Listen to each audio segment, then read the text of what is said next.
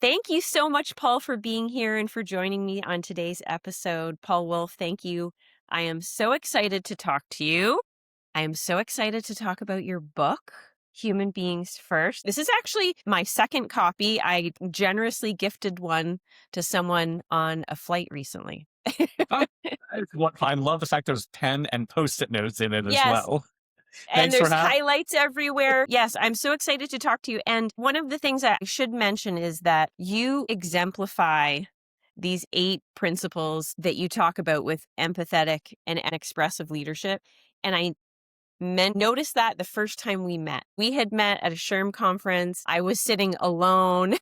I didn't know anybody. I was actually very overwhelmed. It was so many people at the conference, and you were so kind and so welcoming. And truly, as I went through the 8, I was like, you exemplified that in the first hour of meeting you. I appreciate that. SHRM it's overwhelming. The U.S. conferences, there's like tens of thousands. I don't know how many thousands of people.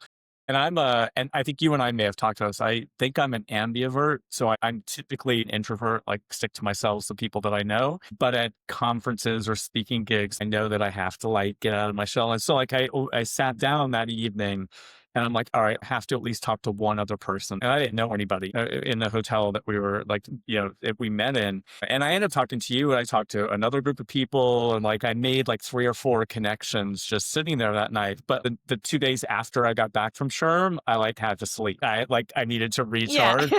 It just takes a lot out. But I've learned over time, like, I've got to get more and more comfortable with the uncomfortable. Like you just got to do it. And if it turns into something great, if it turns into nothing, you know what? It's no harm, no foul. And you never know, because it turned into something wonderful for me.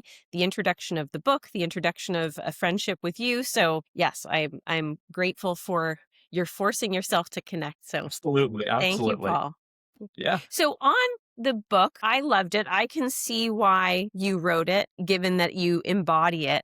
But what inspired you to write this book? Was there a moment or a situation that you said, the world needs this? Yeah. So I wrote it at probably like May or June of 2020. So we were 3 or 4 months into the pandemic and forced to work from home. I was the chief HR officer at Indeed at the time, the job search engine. And, we were on Zoom. I'm sure you experienced this too, on Zoom all day, every day. That's all it was. And little by little, like I started to see parts of people that I did not normally see in the office. So I always think there was a little bit of imposter syndrome in the office because you came to the office, like I'd put on my work clothes.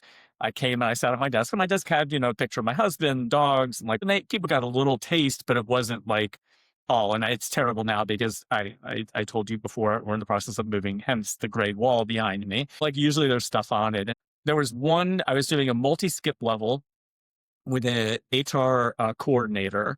And it was a Friday, like at 2 in the afternoon. And she was sitting at a kitchen island. And I'm like, oh, like, where are you? And we were chit chatting. And she's like, I'm at my mom and dad's beach house. And she's like, my grandparents are here. And my brother's here with his girlfriend. But they all know I'm on with like my boss's boss's boss's boss. So like, it's fine. I'm like, oh, it's like fine. Like, we'll keep it short because like it's Friday afternoon and you're at the beach. So like, go, please. And we were like chit chatting. I have a like, standard set of questions I'll ask, and I kind of let the person I'm doing the skip level with like drive the conversation. And there was an elderly gentleman that popped up behind her and was clearly talking, and she had earbuds in. And I said, her name was Christine. I said, hey, Christine, I said, I think your grandfather is behind you trying to get your attention. And she was like, oh my God. And like, she said, Grandpa, I'm on with my boss. And I'm Yeah. like, it's starting to talk. I said, I want to talk to your grandfather. So I was asking questions about her and, what she was like outside of work and things like that. And then there was another instance where I was on with a peer of mine, our chief marketing officer at Indeed, and there was a piece of art. He had just moved into a new condo in downtown Austin. There was a piece of art behind him. And I was like, oh my God, I really like that art. Can you send me the information about the artist? And he did. And then, like separate from that, we were in another meeting, which we shouldn't have been G-chatting, but we were. And I said, oh my God, I found this piece by that same artist. I love it. What do you think? So I started to realize I'm making these connections with people, even that though that this is a really crappy time because nobody knew really what was going on at that point. And I'm like, that's when it hit. That's when the name of the book hit me. And my publisher and I had a long like back and forth about names and titles. And I'm like, it's human beings first, because that's what we all are. And I had met with the CMO's name was Paul also. And I had met with him for years, one-on-one. And we were usually in a conference room. I would have never, under those circumstances, I never got that glimpse of art. I would never have met a grandfather of an HR coordinator. And so that to me was like the crystallizing moment. And as I started to think more about it, and I started to get into it, my co-writer, she's like, what new things are you going to teach people? And I said, to me, the beauty of this book is like, it's KISS, keep it simple, stupid. It is everything, all these emotions, behaviors that we already know that I don't know that leaders really lean into or think about as a leader. We think about them as humans, but we don't think about them as a leader. And leaders are human beings first. We're all human beings first. Yes. I keep coming back to that because that is, to me, that's the universal truth of this entire thing. Yeah, absolutely. So it's so interesting that you noticed this additional view of us being able to see your virtual backgrounds, right? Like meeting the grandfather. You see another side of people that you didn't necessarily in the office. And that was something, opened up not only this other side of people, but I also think it opened up, and you recognize this as well, it opened up a mental health conversation.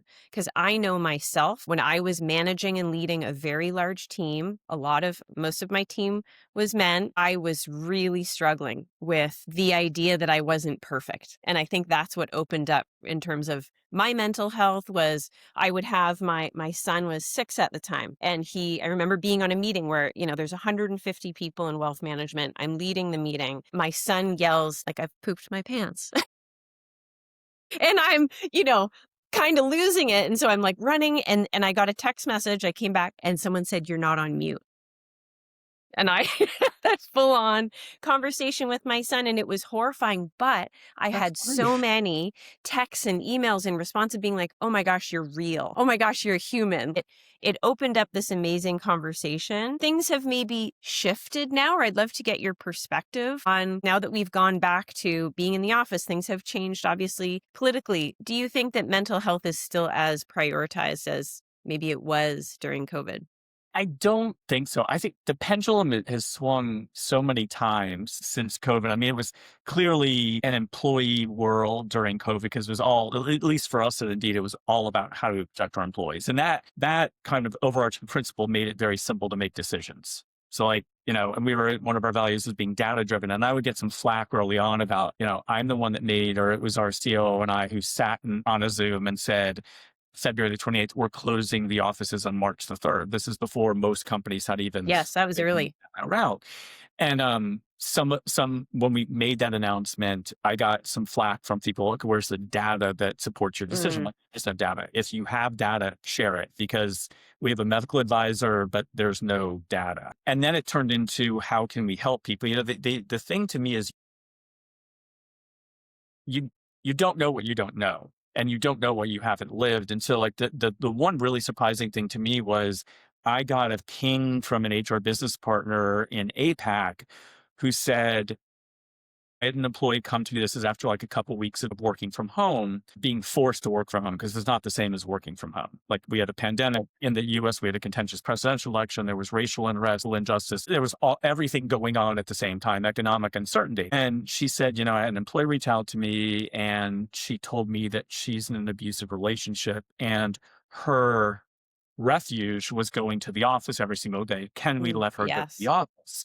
And I'm like, no, but what can we do to solve this? So we ended up renting a hotel conference room for her to go to every single day. And so like, you don't realize those things until you kind of get into it. And then you start to, it's like, okay, how can we do? And I learned early on going into a career of HR, I can't please everybody, but in the pandemic, it's like, okay, we have to do as much as we possibly can to help people. And what help is whatever that means to them.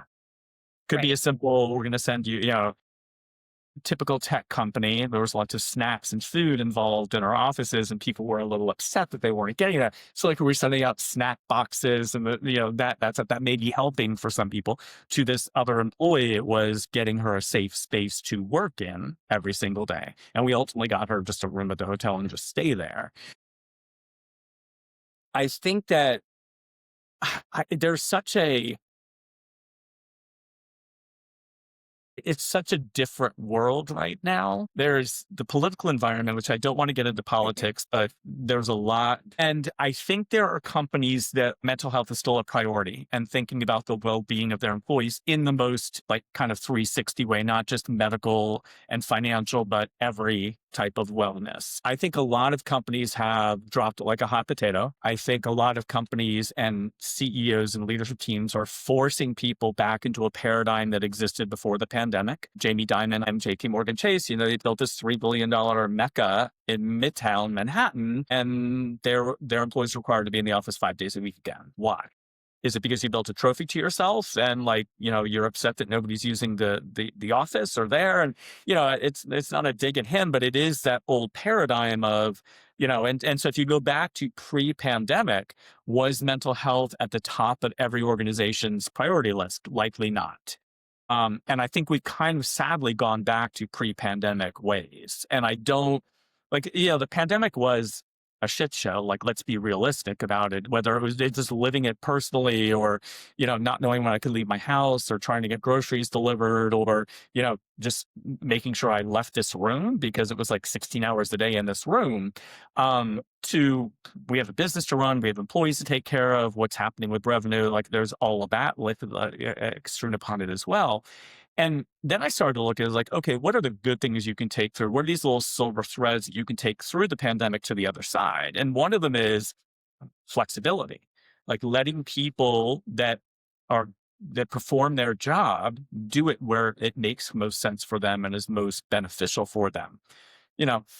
An office may be that. And I think there's also this rub of, I saw here in Manhattan after the pandemic, like the sandwich shop and the coffee shop in the Indeed building went out of business after or during the pandemic because there weren't employees there to support it. I think the pendulum was swung far back to before the pandemic now, mental health and for a lot of other topics, which is unfortunate. Yes. And it's not just, it's political, it's the advent of AI, it's us returning to spaces that we have now grown out of, right? Because we've created our own hybrid work environment. So there's a multitude of factors, but I think they all play into the fact that leading with human beings first is still the most important skill set. We're going to see people exit, we're going to see people leave. Like that pendulum is swinging in a way that I think we're going to see some serious repercussions. So leading with this human side is almost of more importance than it was previously. I think it's always been important. I think it's more important. I gave a talk last week kind of on the topic of humanity and AI. And I think with AI, like one of the things we were talking about, and there was a session before me, who's the speaker who's like an expert, that's 3 or 4 years of being embedded in AI, but an expert in AI. And he was talking about how, he was asked this question about humanity and employees as well. And he's like, look, I look at it in the way I talk to our organization, his organization, he's a co-founder of Sierra, is how can it make you more efficient? How can it let you do the things that you want to do versus the stuff that you have to do that you may not like to do? And I like that approach because there's so many CEOs and leaders who are using it as a weapon. They're weaponizing AI. They're saying, oh, well, it's going to take your job. Or the point here is efficiency, efficiency, efficiency. And CFOs are, I'll stereotype CFOs. They're on that bandwagon as well. The good ones understand the balance of those two things. But I think, AI will let leaders give up some of the stuff they do, administrative stuff and some of the stuff they don't really like to do, or it's mundane, to focus on a relationship with their employee, a deeper relationship and a deeper connection. And that's what I talk about in my book is how can you connect human to human. And I'm not suggesting, because I get this question a lot of, oh, well, what about, you're a leader and they're your employee? Are you saying there's no line between this? And that is still a line. There's still an Mhm. employee and employer relationship. I'm not suggesting that you get into this personal and improper personal relationship with your employees, but getting to know them a little bit better. Like, not everybody likes weekly one-on-ones. Not everybody likes, they'd rather do it in email form or chat form, or they'd rather, do it like this in a Zoom setting or a video setting. Not everybody likes public recognition. Some people like it privately. Some people would prefer a handwritten note or a package to their home versus a $5,000 raise. And you can't, it's one size breaks all. It's not one size fits all anymore. And like, if you have a team of three, you have three different personalities and humans who were raised differently, maybe from different places, that are going to want things differently. And you can't customize everything, because that doesn't work from a scalability perspective, but you can get to know them and create connections with them. And those connections are important for you as the leader to getting to know them better, but they're also really important for that employee because they feel connected to the work and connected to the business. And those are hooks. Not a great analogy, but I use this hook analogy a lot. Those are hooks that you put in them, that when something else looks like a shiny penny, another job looks better, and Mhm. they may talk to a recruiter about it. There's the psychological process of, I have to leave all of this other stuff. Like, when Mhm. I made the decision to leave Indeed, one of my big things was, what am I leaving? And I'm like, I had a best friend at work at Indeed. He was the chief revenue officer. And I'm like, my relationship with Nolan is going to continue, but I'm going to give that up on a day-to-day, week-to-week basis, because we were in lots of the same meetings all the time. And like, we run into each other if we were traveling in the same office or in an offsite or whatever the case may be. But like, I had to stop and think about those subjective things that were part of my job, or part of working for Indeed, not necessarily part of my job, but part of working for this company with this group of people that I'd become friends with. Yeah, absolutely. Speaking of Nolan, I loved one of the things I loved in your book is that you have excerpts in each chapter under each of the principles with an amazing playbook from a different leader. And Yes. and you chose one from Nolan that had a number of things. One of the things he talked about was investing in people, especially investing in manager training. And we've found there's a lot of support at the C-suite level. There's support often for frontline staff in terms of customer service or, training of that form. But it's those managers that, like you said, those relationships, the hook, often people leave managers, they don't leave jobs, right? We all know that phrase. How important is it, or how do you train especially a new manager, someone who's new to people management, they've been an individual contributor. How do you teach them to manage the whole person? And I'm talking about managing their staff. How do you train for that? Yeah. It is so important. I refer to that group as like the forgotten middle. So you're Yeah. right. There's a lot of this individual contributor to become a leader. And then there's, you look at your rock stars, your high potentials, and your C-suite, and you spend a lot of money there. But I actually think it should be the inverse. We should spend more money on the middle, because you're right. Typically people leave managers, not the company. There are those where I just fundamentally don't believe in what this company does, and I'm walking away. Um, but if I think about the times I've quit a job for another job, it's because typically of a manager, or in some cases a peer, um, to go like look for something else, or hopefully land someplace else that has a better leader. And I think that like manager 101, I worked for a company, a little irreverent, startup here in New York when I first got here, and we created a class called Shit, I'm a Manager, for those students, first time manager. And it's like, it's not just, yeah, you've got to manage timesheets and the tactical administrative stuff, but like, let's talk about emotional intelligence and how you get to know your employee without crossing the employment relationship line, but get to know them, are able to flex and understand them better, and they can understand you better. So you build a relationship with them, because trust is paramount to any relationship, the employment relationship as well. And that trust comes from the company and from senior leadership, but it also comes directly, typically day to day, from your day-to-day manager. You're not talking to the CEO every day. You're not hearing from the C-suite every day. You're not hearing from the company every day, but you typically are talking to your manager multiple times a week at Yes. least.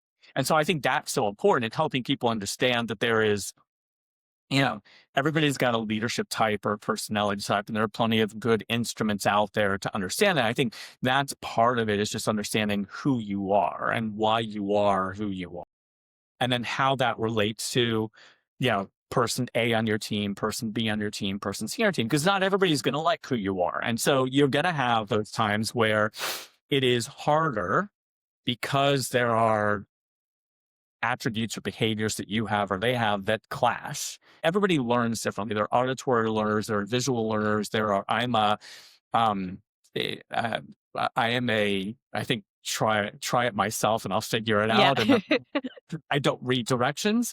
Like I was putting something together the other day and I didn't read directions. My husband's like, I think the leg's on backwards. And I'm like, all right, fine, I'll take it apart. Trial and error. Good point.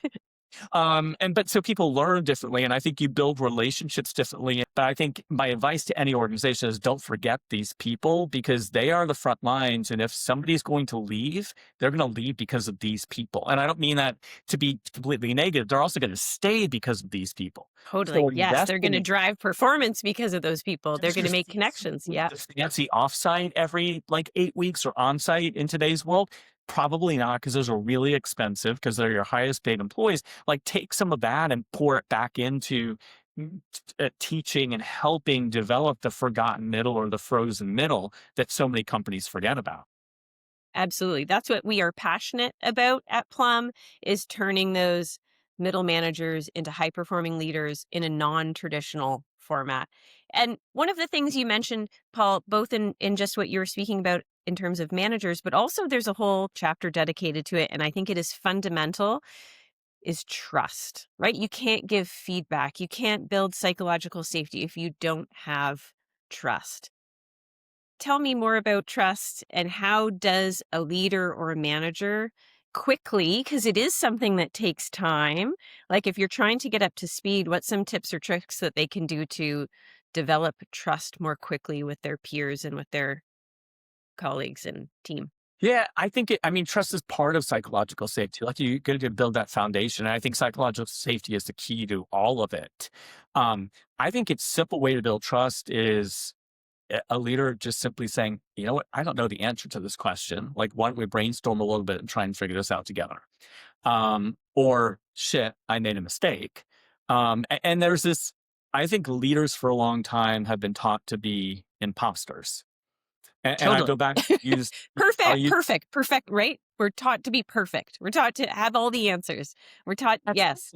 yeah, never let them see you sweat. You have every answer. You've got to control everything. And like I might work for GE for a year, but I liked my time there was in the rotational program. So it was really interesting to me. And I was young. I was like 25, 26 years old. But one of the classes I went to at Croton, though, was this leadership class. And I think about sitting in that class. And at the time I was like, oh my God, this is amazing. Jack Welch came in and did a fireside chat one day. I'm like, this is crazy. And now when I look back on it, it's like you were just telling me to hide everything and create this facade for the people that worked for me. That it was like I was like this demigod and I knew everything and I could do everything. I'm a human. Like that's far from Right. and I start like that's why I think we've been taught for so long, especially those of us that are older or more tenured in our career. Like for so long, we were taught like these things about, you've got to be perfect. Like even like I would think about in my early days at Indeed, we had a lot of like live Q&As and things like that. And like the marketing team and the PR team, the comms team, like I have all these people. I'm like, I'm just going to answer the question. Like there's not a spin to it. And I think that's part of trust is like people can tell when there's a spin to something. And I'm not suggesting they were telling me to spin it, but they were like, you also have legal in there as well, especially as an HR leader, you can't say these words. And I'm like, but why? Like, I'm just like, I need to explain to them what's going on. And I think that's part of it too. Transparency is a big part of trust. Like people can tell if you're not being completely truthful, completely not telling them the full story and only give them pieces because they're smart enough to put those bits and pieces together. So I think it's being able, showing them that you're a human. You've got, I have my own stuff going on. And so I may not show up great every single day, but I'm here for you. being as transparent as possible. And my caveat is always there's always going to be confidential stuff typically that I know about that I'm not able to share with you for a variety of reasons. But trust me that those variety of reasons have nothing to do with you necessarily. It's other Right. things going on. Mm. And if it's something bad, I'm likely going to tell you sooner rather than later because I'm not going to string anybody along. And I think you do things over time that build trust. I don't think trust happens quickly. I think distrust happens quickly because Mm. you do something and they Yes. figure out that you weren't honest with them, and then you're at -10. You're not even at ground zero at that point. But you start to do this over time and you're transparent and you're honest to the point where you can be. And I say that, like, I would say that a middle manager likely is going to have a ton of confidential information that he or she can't share with their direct reports. Yeah. If you're the CHRO or the general counsel or the CEO, it's a whole different world. But I'm going to filter and I was going to, it was always interesting in Q&As, especially during the pandemic. And I was just like, I'm sitting here, it's APAC, it's 11 o'clock my time. I go to bed like at 8:30. I'm a little punchy. I'm like answering them. I'm like, do you want my honest answer? Well, here's my Yeah. honest. And my CEO would be on sometimes and I could see like I'm like, but like that's just I'm gonna give you I was never disrespectful. I'm just gonna give you the honest answer. And it wasn't just APAC because it was late. I would do that in the US and for EMEA as well. But like you start to then you start to then build a relationship with everybody because they're like, okay, he's like, if I want this, I'm gonna go to Paul because he's gonna give me like the straight answer. He's gonna wordsmith what he needs to protect the company, but he's gonna give me the honest answer. And over time, you start to build that level of trust, and then comes psychological safety, and then it comes, I look at Nolan as a leader. And he had a large group of salespeople. There were probably 6 or 7,000 in his organization at the peak when I was at Indeed. And those people would run through a brick wall for him because of who he was and the leader that he was. And they knew that he had their back. And I think that's what you get if you start with the foundational level of trust and build psychological safety and use transparency and communication to connect with people as humans. That's what you get, and when you have that, that's a beautiful, amazing thing. It is magical. And another component to get there that you also mention in the book, and it's through another one of the leader playbook sections that you talk about, is on listening. And in that playbook, I think it was Greg Morley, Yes. Yeah. listening is a sport. I adamantly believe that listening is truly one of the greatest leadership qualities that is lost or forgotten in an art and a skill. And it's also hard to know if you're not a good listener. How do you recommend for leaders to both identify, right, have the self-awareness to know that I'm not listening, even, from, talking about Nolan on the sales side, when I managed a sales team at one point at Fidelity Investments, and I would listen or go on a sales call. The number one thing I noticed that would ruin the relationship between the salesperson and their advisor, or where the sale would go off the track, is when they weren't listening.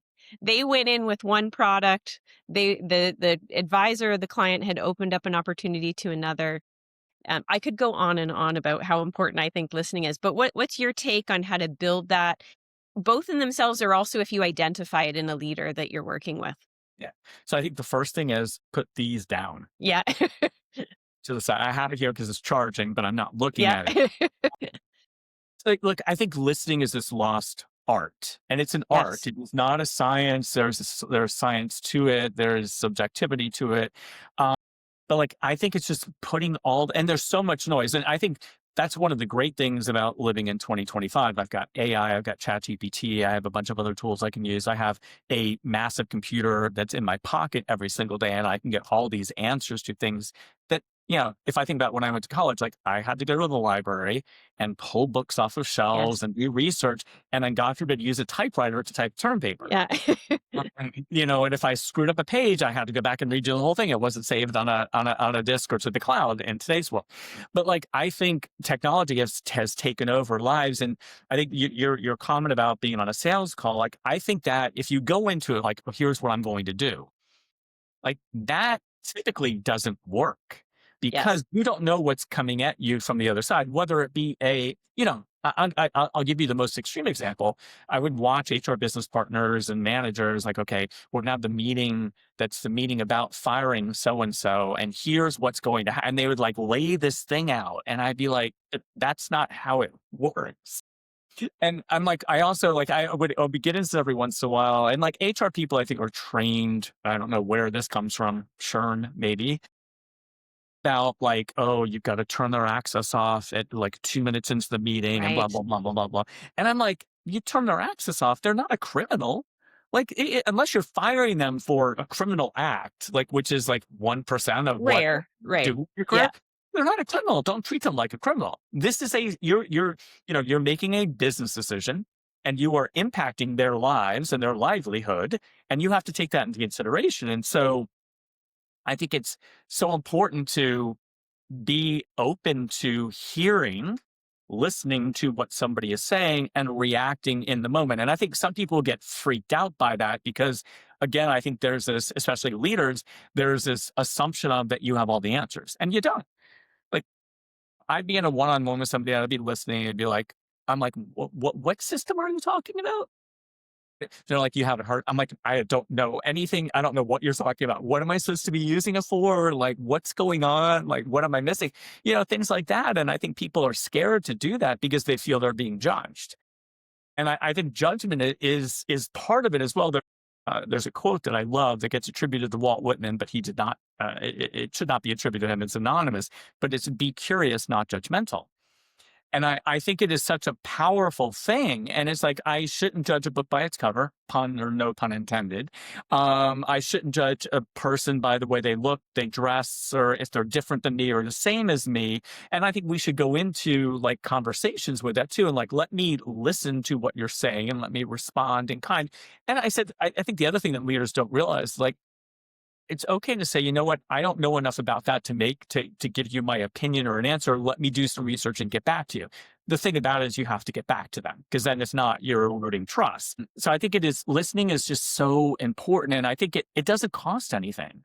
It costs you Yeah. your time, but if I'm in a meeting anyway, my time is there. It's like just sit and listen to the person that is on the screen or across the table from you or sitting next to you or whatever the case may be, and just respond in the moment versus being distracted by something. Because it's like the salesperson going into it with, I know my sales spiel. I Yes. at a call center at American Express, first job, a corporate job. And like, okay, I knew my standard operating procedures and the scripts they would give us, but like, I had to listen to what the card number was saying. And I wasn't going to sound like a robot. I was going to respond with, oh, like, I'm sorry, that charge at, Michael's seems to be fraudulent. Let's talk about it a little bit versus like sounding like a robot. And I think that's what you end up doing. And I think if you're not listening, you tend to then just respond as you expect they want you to respond. And I think there's the golden rule of treat others like you want to be treated, but I prefer now the platinum rule, which is treat others like they want to be treated. Mm. And the way you're going to understand that is by sitting and listening and building a relationship and connections with them over time. And then you're going to know more about that person and how they like to be rewarded or how they like to have a difficult conversation. Maybe they like to have it in person versus, virtually, or certainly not at 5 o'clock on a Friday afternoon. Or so some people like to get it out of the way late on a Friday and then get over it over the weekend. So you just have to build those connections, that relationship to know that about the people that you work with and work for and that work for you. Mm. And I love that you mentioned that, Paul, because it was actually one of the things I wrote down, like one of your many quotes that I loved.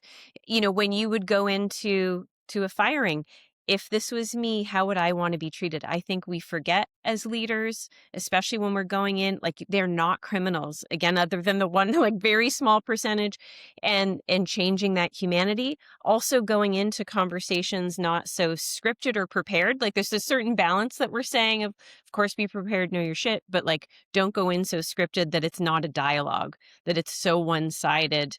And when you go in, it opens vulnerability, it opens trust, it opens like, oh, I don't know all of the answers, which I think empowers, builds confidence. Like I think on many levels, when you go in with like, yeah, I don't know the answer, I think it builds so many fundamental core skills and traits.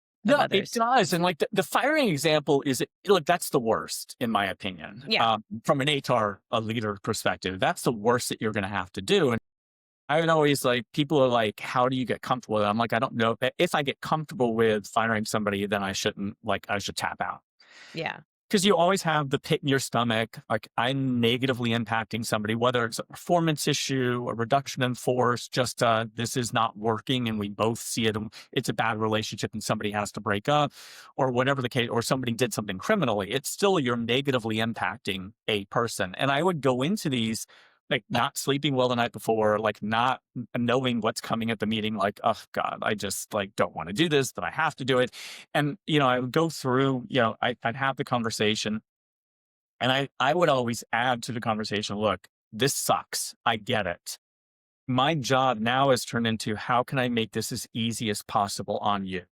So whether that means you never want to talk to me again, whether that means you want me to look at your resume, or if you're applying for a job at company Y and I happen to know somebody there, you may want me to connect you with them. You may want me to connect you with a recruiter or whatever the case may be. And people would always like, there were some people that would react to them like, you don't mean that. And then at some points they would come back like, hey, you offered this, we did. So like, I absolutely will do this because at the end of the day, this is a business relationship. And we're making a decision about a business relationship. I'm not adjudicating you as a human being. And I think so many leaders would get Yeah. hung up on, well, they're such a nice person. And just because they're a nice person doesn't mean that this is the right company or the right role for them, whatever the termination reason was. And I think that, I think HR folks get so hung up on like, I have to do it all by the book. It's just like, you're having probably one of the worst conversations you're ever going to have with this person. So you got to take that into account. There was a leader once who they had terminated people before, but this was a kind of a high level termination. And they're like, can you just write me some bullet points of things you want to make sure that, because I, as an HR leader, unless it was, I was firing somebody on my team, I was not the one having the conversation. I was the HR person in the room and going through severance or COBRA or whatever the case may be Hmm. and trying to help them from a transitional perspective. And I said, sure, I'm happy to do that. And so I did it. And I was the HR business partner that was going to go in and talk to this person after that message had been delivered. And I knew the person well. And I walked in and this person said to me, he's like, so, and because there was a piece of paper on the table, he's like, did you write these bullet points? And I looked at the paper and I was like, I cannot believe that a senior leader read my bullet points. And I'm Yeah. like, that's not what this is about. This is about, again, and this was a great senior leader. I'm like, this is about you as a human being, as a leader, having a business conversation with another human being Mm. and trying to do it in the most delicate manner, professional, with respect and dignity possible. But you have to get your point across. Don't use my bullet points. And so, no, and that's the extreme. But like, if you think about all the other interactions you have, like go into it. Hey, I'm gonna be prepared. To your point, there's a level of preparedness. I'm gonna be prepared for a one-on-one with a direct report or a skip Hmm. level. I've got my standard questions, but those were ones where I really just sat and listened. I'm like, what works? Like, what works really well in your world? What Mm. like sucks? Like, let's talk about it. That's what I really want to talk about because let's try and fix that.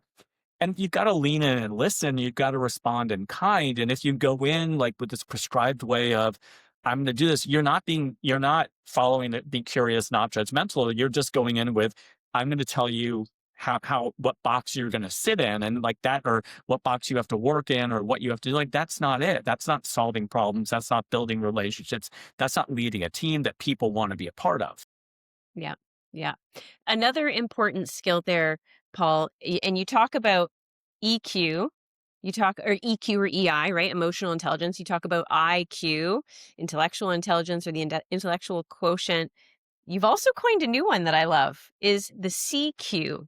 Can you tell us about CQ and how it's important and how it connects to all of this? Yeah, it's curiosity. It's a curiosity quotient. And so like I go in and ask questions. Like again, you don't have every answer. Like I did a speaking gig at this AI and humanity thing last week, and I stayed for the afternoon after my session. And I was like, I'm not one of the portfolio companies that was part of this. I'm like, I'm sorry, like I have a question. Like, it's like there's a group of experts here. Like, I want to try and learn. And I think we should think that we're lifelong learners. Like, you should never stop learning. And if you do, then more power to you, but like I don't think you're experiencing life in the way that it was intended to be, because you don't know everything. We are never going to know everything. Nobody does. And like I think you just have to be curious and ask questions and try and like ask questions to seek to understand better. I use that a lot when I talk to employees and large groups about diversity, inclusion, and belonging. Like, ask questions to seek to understand that person better. Ask questions to try and get to know them better as a human being. Don't just make assumptions based on stereotypes. And we are, as humans, we're kind of hardwired to judge. And I think you have to take a step back from that. And like, there are plenty of times where I've gone in and I've like met somebody first time. I'm like, oh, well, like they're going to be a handful. They're going to be, and then you start to get to know them over time. And you build this relationship. Like, oh, I was completely wrong about this person. Like they come off that way at first, but then once you start to get to know them, it's like, oh my gosh, like, this is a completely different person than what I thought I was. And you learn, you've got to be open to that. I think it goes back to the conversation we were just having. Like, you could be prepared for something, but you've got to be open to going into a conversation or a meeting or a sales engagement, whatever it is, with none of what I prepared for may be what happens. And I'm going to have to be okay with that. And I may, using your sales example, the fidelity example, I may be going in thinking I'm going to sell them this product. And it may turn out I'm going to do X, Y, Z. Or it may be, as we were talking before we got on camera, I'm building a relationship. And so I'm creating this relationship with this person, and nothing may come of it for the next year, year and a half. But then something comes up and it's like, oh, I need to call Lindsay because of this conversation we had. I think she'd be great for this thing that I have going on. Yeah. And so like you have to be open to that. And I think that goes back to, as leaders, like we think we should have every answer. And if that's the type of leader you are, like you should get out of leadership. Like, don't do it for the money or the title. Like, don't, because it's like, you're not going to enjoy it, and your employees aren't going to enjoy you as a leader. Like, So it is, true. and I, like, towards the end of my time at Indeed, we were 12,000 employees. The HR team was 700 people. I really didn't do anything. I blocked and tackled for my team. I set strategy. I worked with the senior team, but it's not like day to day I was really doing anything that was making like people get paid or benefits or, enjoy the office or whatever the case may be. I was making some decisions and budget and things like that. And so like, and that's okay too. But like, there were plenty of times like, I'm like, I have no idea. Like, especially pandemic aside, even before that, it's like, all right, when I was at Indeed for almost 8 years, and we grew from 1,000 employees to 12,000 employees in my 8 years there. And so like, I'm like, okay, I've never run HR for an organization of 8,000 people or 10,000 people or 12,000 people. Like, I had done it for 4 or 5 before. So it's like, okay, like HR leadership team, what do you think we should do here? I'm like, I have a couple ideas, but I want to be the last one to opine on this, because the minute I say something, you all are going to like latch onto that and like take that and run with it. And that's not what I want. And more often than not, it wasn't the idea that I had that we ended up putting together to come up with a solution. So it was a collective group of like little pieces of an idea that came together to form the final like solution or program or whatever it is that we're doing. And so I think as leaders, we have to go in and not be so programmatic about it. Like, we know what we know, but like we've got to go into any conversation thinking it may be the complete opposite of what I think is going to happen. And so like I typically like to go into like, okay, I really don't know what's going to happen in this meeting. I'm as prepared as I can be. I understand the subject matter or the person I'm talking to or the role I'm interviewing this person for, wherever the case may be. And like, to me, it's always about, let's see where this conversation goes. Of it. And it is helpful in any area of your life, right? When you go into ordering your Starbucks, whatever it is, if you can go on into, conversation with your kid, conversation with your partner, with your parent, with your friend, with a curious mindset instead of the judgment and the preconceived notions, whatever it is, it truly is, I think, one of the more impactful, and I'm going to use that CQ terminology, right? It's one of the most important, I think, skills that you can develop to open your relationships, open business opportunities, open your mind, right? How do you respect people you don't respect? Curiosity, right? Get to Exactly. find Right. that common ground. Let's talk about political environment for a Yeah. hot second. That's where today it's like, let's just ask questions to seek to understand the other side. And I hate that because they're Democrats or Republicans, but at the end of the day, we're all Americans. So like Yes. the people with very diverse or very, very different or divergent views than you, I'm not saying everybody's going to be friends and we're all going to sing Kumbaya around a campfire at some point, but I think you can respect somebody even though you don't agree with them. But and you may assume you disagree with somebody, and then once you start to understand it, you may just be using different words or Right. You words might actually differently. believe in the same thing. You just have a Exactly. different way of They're getting there.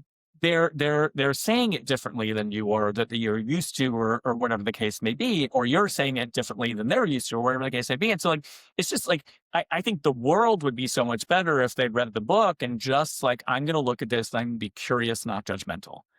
Because we're so hardwired to judge, and I think you have to stop. Like I still like, no one's perfect. I still like will get into conversations with somebody, and I'm like, oh, like that, like it's like, oh, this is this type of person, and then you start to spend some more time with them, or the meeting goes on, or whatever the case may be. Is like, oh my gosh, like no, it's this, it's that. This is the kind of relationship I'm going to have, and you have to stop. Like it is an active muscle, like or a muscle that you have to build, and you have to use it actively to stop from doing that, because I think we as humans do that, and there are times where you have to make judgment calls because it's if you're about a paramedic or a doctor or air traffic controller, like you got to, and there, so you have to know when you turn it on and you can dial it down. But I think in the day-to-day interactions between people, whether it be an employer, an employee, or two people in the Starbucks line, or in a Kroger line at the grocery store, whatever it may be, or two people at a city council meeting that have different views on something,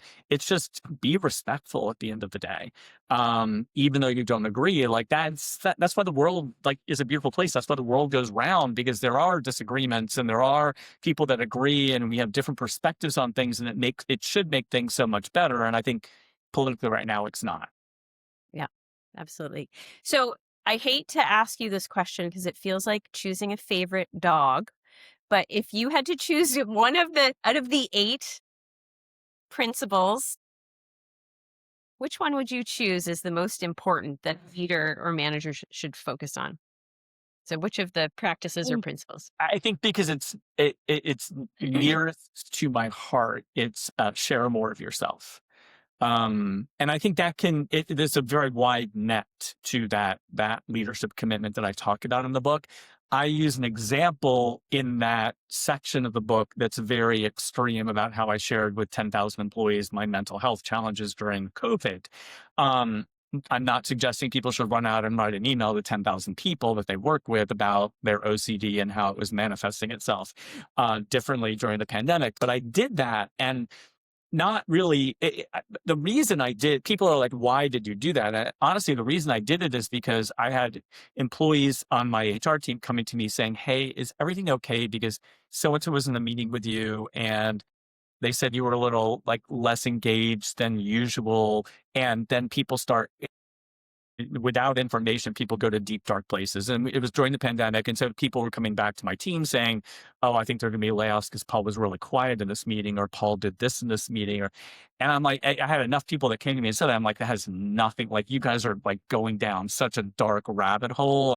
No, I've got this other thing going on that's my mental health that I'm trying to deal with, and has nothing to do with Indeed, my role, anything like that. And so then I wrote this email, or I added to this email because I had a great internal communication, and who drafted this weekly email for me every week. And I sent her a note and I said, I added 2 paragraphs. Can you just wordsmith them? Because you make me sound more intelligent than I really am. So like, just, make the words sound better. And she slacked me back and she's like, are you sure you want to include this? And I said, and like, for me, it was like, well, yeah, why not?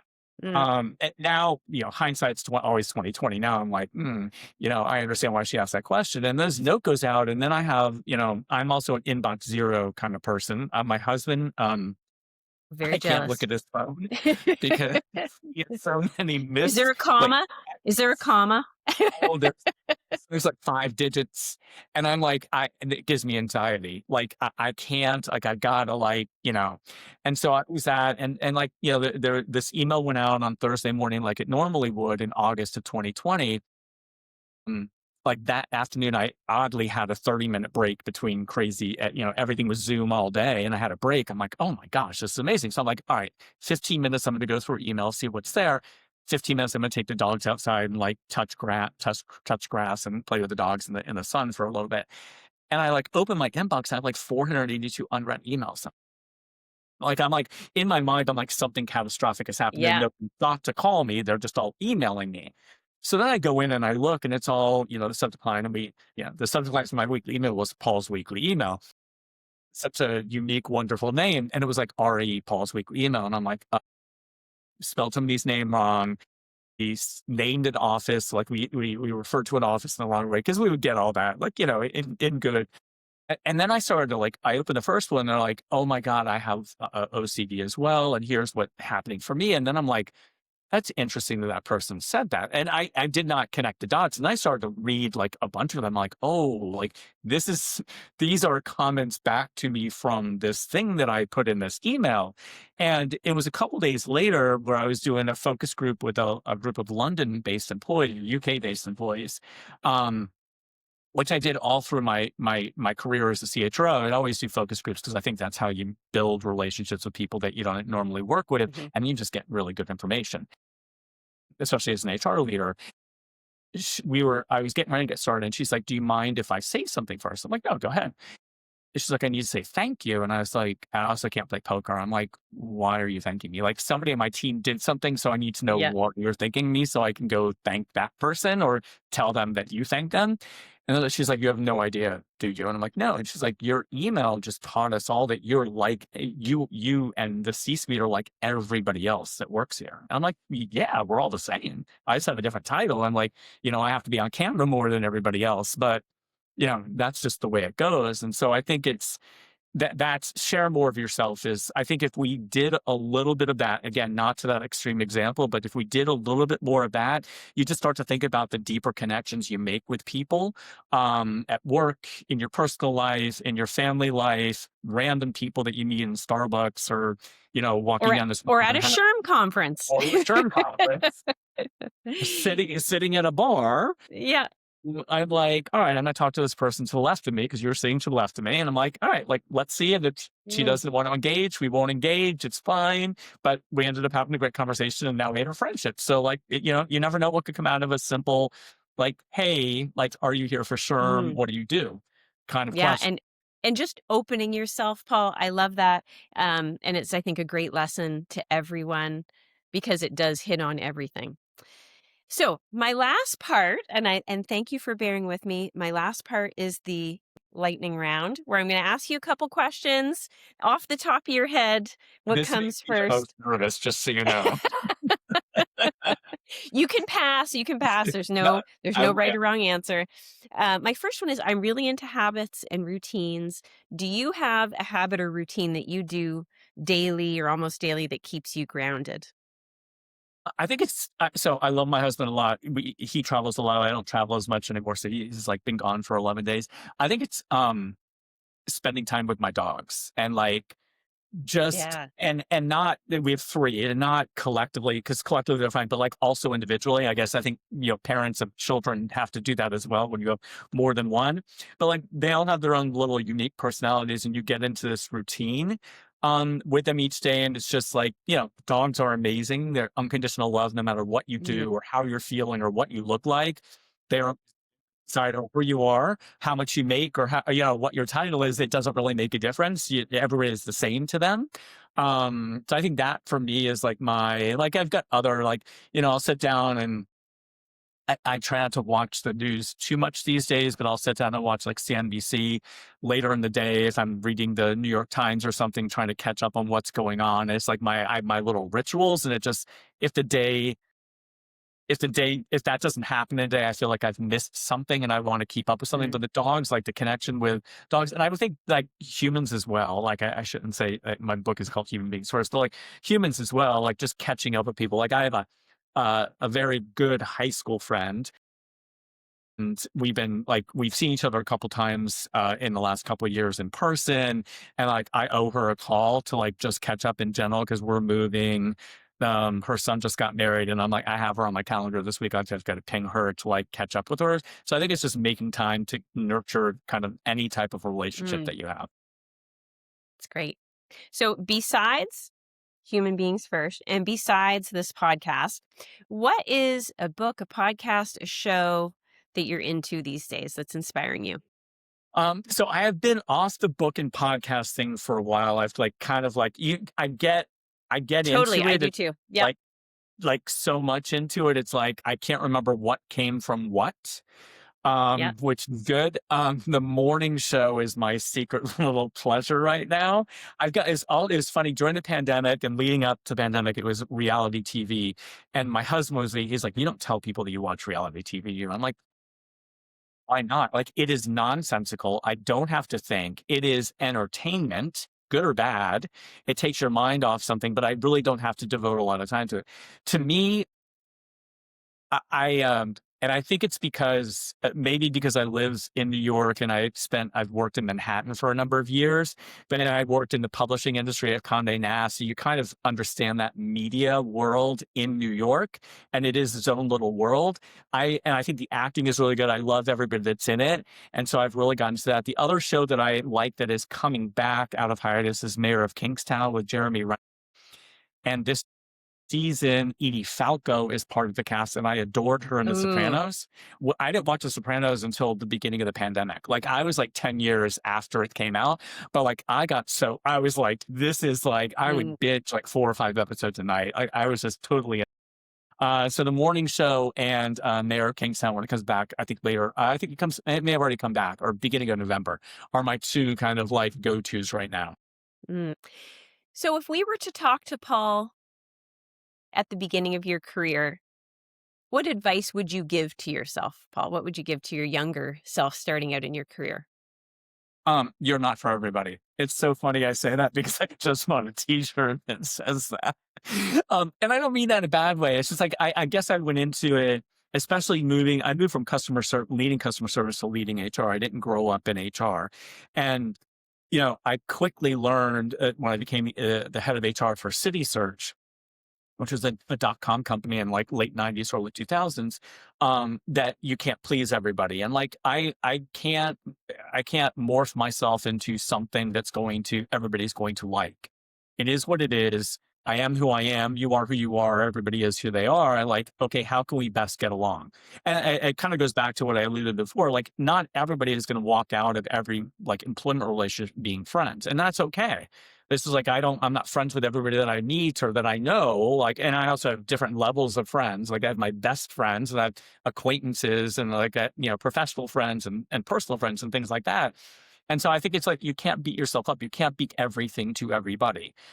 Don't do stuff to just piss people off would be the other Hmm. advice. Yeah. Um, I mean, that's the opposite Mm, of it. But like, you're not going to be everything to everybody, and that's okay. And you've got to figure out how to make a connection with those people and how to let them make a connection with you that helps you build this business relationship. Because at the end of the day, that's what this is.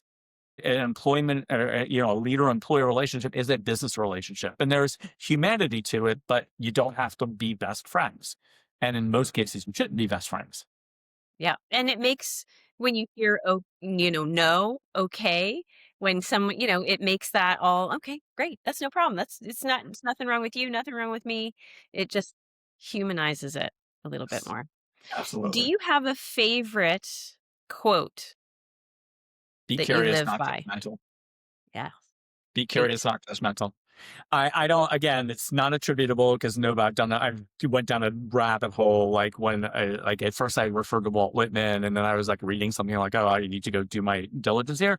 But it's just so perfect and it fits any type of situation. Yes.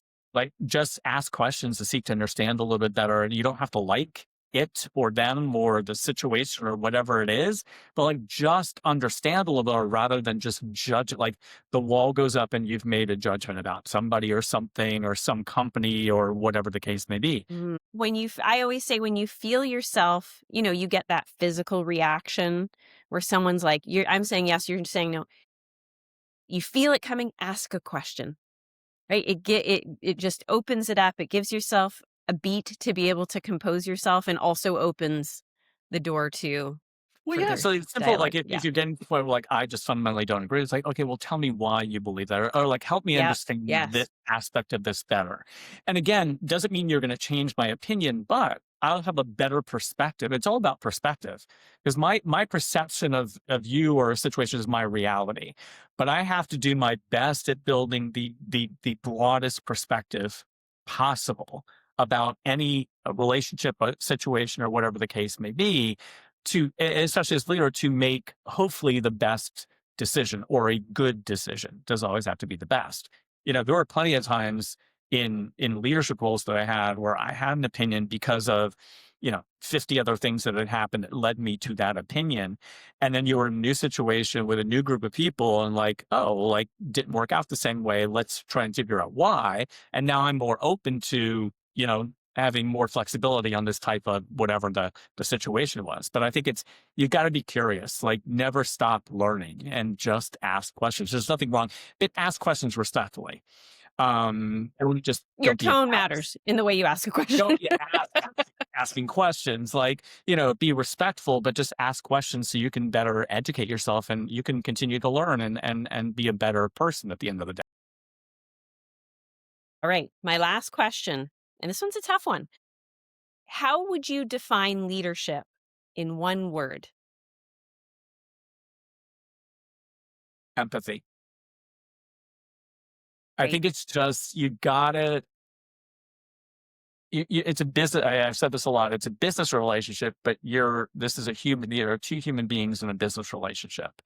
And as humans, I think it's all life and work is just a component of it. There's no more work-life balance and like the work-life integration, but it really is just life and work is a part of it. It's like my family, my relationship, my dogs, kids, whatever the case may be, are all just part of life. And so you got to go into it trying to empathize or understand or support. So that's one of the questions I would ask people a lot when they come to me with a problem. I'm like, okay, like, how can I best support you?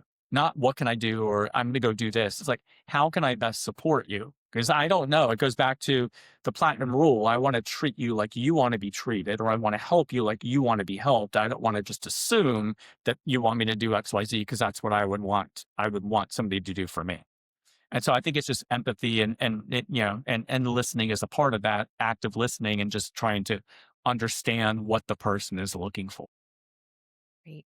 Thank you so much, Paul. Thank you for your generous time. Thank you for generously writing this book. Truly, I know that the intention maybe was for leaders and for HR professionals, but truly this is impactful and will be transformative for anybody. If you are in a relationship with another human being, the principles and the practices that you mentioned here transfer to any relationship that you have, whether it's, again, a partner, your kids, your friends, just being a human being in society. It is truly the principles and practices that I think everybody should live by. So Thank you for having thank me. you. Thank you for those kind words. I do think in the most utopian way, if everybody read the book and they took one little thing away from it and started to apply that to relationships, old or new, or whatever the case Mhm. may be, like the world could be like maybe like, incrementally a little bit of a better place. Like and that's why when I went into writing it, it's not all the stuff you have to learn as a leader or as a human. It is just, these are emotions and behaviors we all have. We just have to remember we have them and lean into them because you do build better relationships and deeper connections when you do that. Awesome. Thank you. Thank you, Paul. Thank you You so too. much. Thanks.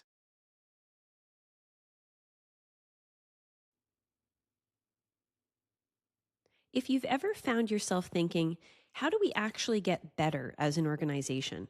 Here's a simple place to look: your managers. Managers have an outsized impact on performance, culture, and whether people stay or leave. But most managers are promoted because they're good at their job, not because anyone taught them how to manage people. That's exactly why we created Manager Essentials. Manager Essentials is a 100% online program designed to support new and emerging managers with real training and one-on-one coaching. It helps strong performers step into people management with more capability and less guesswork. If you're interested in developing managers who can handle the day-to-day realities of leading people, you can learn more at plumleadershipgroup.com. Thanks for tuning in to Grown to Lead, a podcast by the Plum Leadership Group. You can find even more insight and conversation like this one on LinkedIn from the Plum Leadership Group or on Instagram at Plum Leadership. Hear new episodes when they're available by following Grown to Lead wherever you listen to podcasts. Thanks for tuning in, and remember, you are a masterpiece and a work of art at the same time.